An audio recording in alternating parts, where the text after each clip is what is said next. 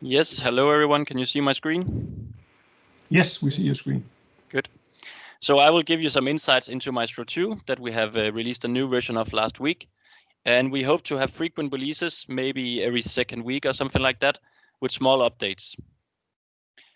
So first of all, here's the agenda. What is Maestro? I'm pretty sure that most of you know it, but I'll go through it anyways. The requirements to a new Maestro, an overview of Maestro2, the internals, something we call expansion plugins, verification plugins, runtime plugins, and finally a brief look of the performance of this one compared to the old Maestro. So first of all, Maestro is a simulation engine for FMI 2.0 for co-simulation. And currently it's FMI 2.0, but we plan to support FMI 3.0 once that is in a proper shape. So it's the core of the simulation capabilities of the INTO-CPS application, which Hugo will show you later on. Finally, it's cross-platform, it's based on the JVM, so it's Mac, Linux, and Windows. So we've been looking into the old Maestro and then figuring out what sort of requirements do we have for a Maestro. So for the some of the projects that we participate in, for example, the EchoSim that Peter mentioned for ESA, they have some sort of requirements such as stability, maturity, and simplicity. They want an engine they can just use and it's stable. For research, we have some quite different requirements. It has to be support prototyping, it has to support some verification efforts, and it has to be expressive for testing all sorts of strange scenarios. For digital twins, well, performance will definitely be a requirement, and we expect more to come on this list. So, some of the goals for the new Maestro is that it has to be a drop-in replacement of the current Maestro, and this one already had the properties of maturity and stability, so we hope to achieve pretty much the same. It has to be somewhat simple to use, and our approach to this is the INTO-CPS application, and also an internal approach via templates for various functionality. It has to be expressive. We aim to achieve this via having a DSL.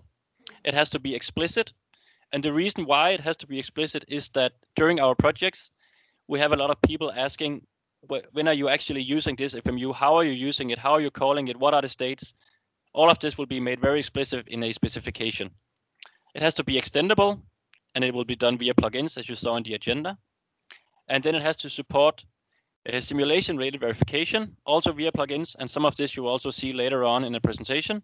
And finally, it has to be performant. So the way we are going to attack this in the beginning is that we would like to calculate everything up front.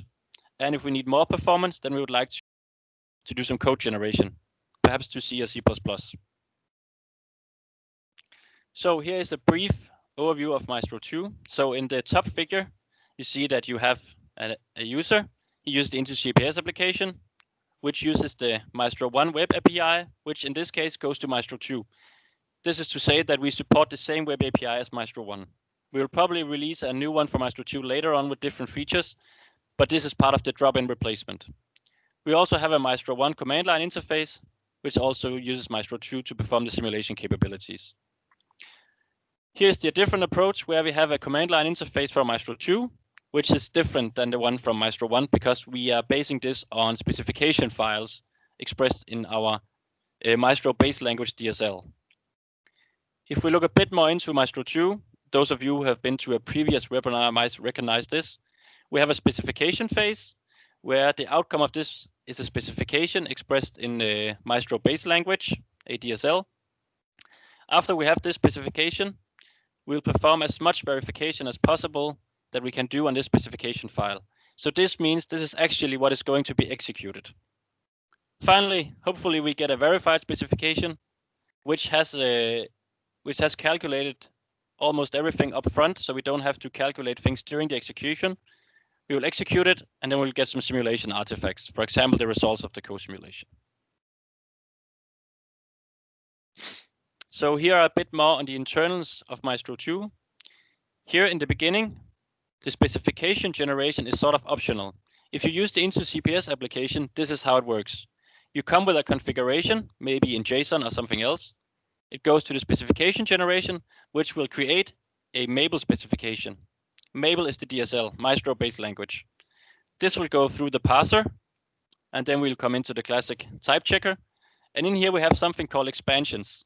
This is because it's possible to provide plugins that will generate Mabel code. So if you have some sort of abstract definition of a co-simulation, then we would very much like to help you take this abstract definition and help generate the Mabel code such that you can actually execute it. These expansion plugins, as you will see later, can contain their own verification. Finally, the outcome of this is just a Mabel specification that will go through a verifier that will only look at what is there in the code. What can we verify based on this?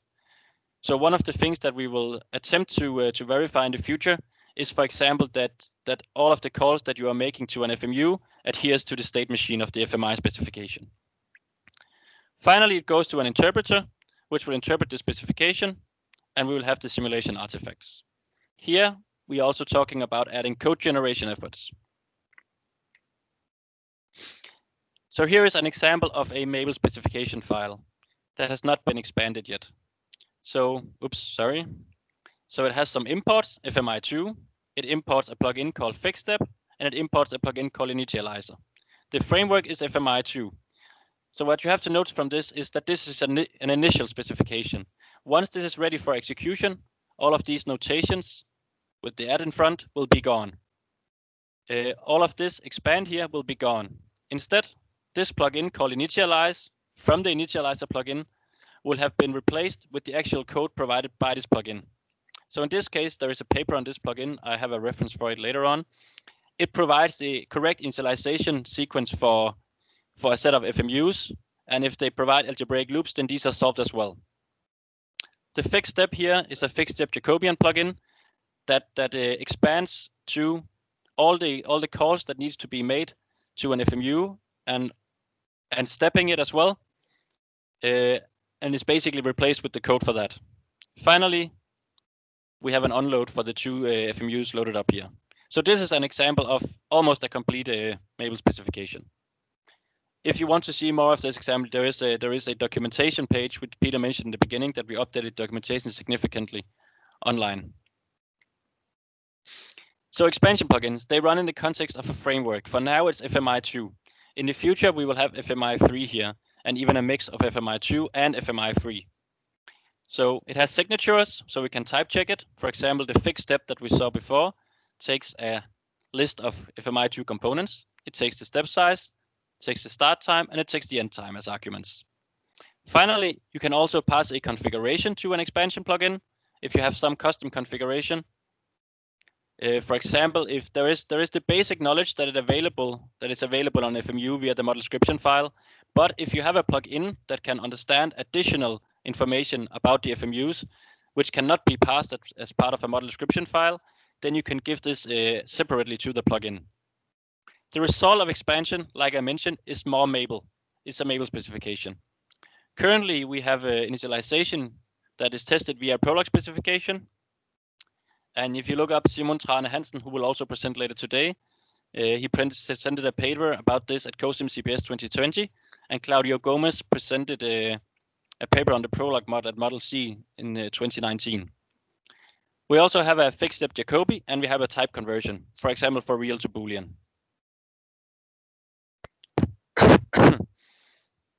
So, verification, right now we have a type checker, which is mandatory. The verification efforts are also plugin based. Currently, we support the FMU static checker, which I think Nick Battle will present later today. I'm not sure, otherwise is this available online. This basically verifies the model description file of the FMUs. So what we have planned is that we want to have a FMU dynamic checker. We want to verify just by looking at the specification and all the traces of the program that we always adhere to the FMI state machine. Finally, we're looking into scenario verification via an expansion plugin that Simon and Mauricio will demonstrate later today.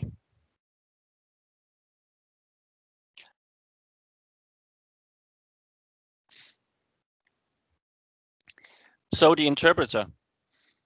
The interpreter also has these plugins. So external to the specification, we have something called Runtime Modules. Now the idea is that these Runtime Modules are things that are not related to the FMI specification, because we want all of these things to be explicit. So we have a runtime module called FMI2, but this is basically just mimicking the FMI2C interface. So nothing will be hidden. There will not be, when you call some function on this, it will not perform 10 FMI2 function calls in the background, because then it's no longer explicit what is going to happen. And we are having a lot of challenges with the projects that we see that FMU development and tools for FMI are still somewhat buggy. And we see that it's not explicit what is going on. So we get a lot of questions as how our algorithm works internally. So basically we want to showcase this and see, so this specification is what is going to be executed, and you can see exactly which order the function calls will happen into which FMUs.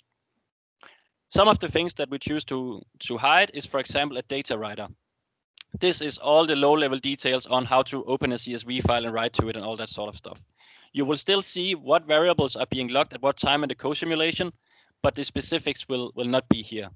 The reason for this is that sometimes when you log variables, you want them to go to an output file, but you also want to send them out on a WebSocket, and all of these would pollute the specification. Another thing is, for example, that we have a logger, which basically logs to the console or a log file. And we have some more you can look up if you're interested. So as the final, almost final slide, we looked at the performance of this new interpreter approach compared to the old Maestro, which is called the COE. And you can see the time is up here in seconds. And what you have down here on the x-axis is that at 1 down here, you have a co-simulation with an end time of 1. At 20, you have a different co-simulation with an end time of 20 and so forth. So what you can see is that the old Maestro basically takes longer and longer and longer, whereas the new interpreter one is much better in terms of performance. The reason for this is that, notice that this is the only interpretation time, it's not the upfront cost.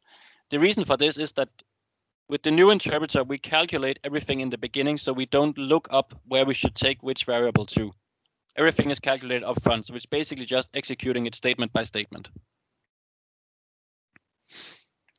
So our future goals, we would like to have a full support of the feature set from Maestro 1.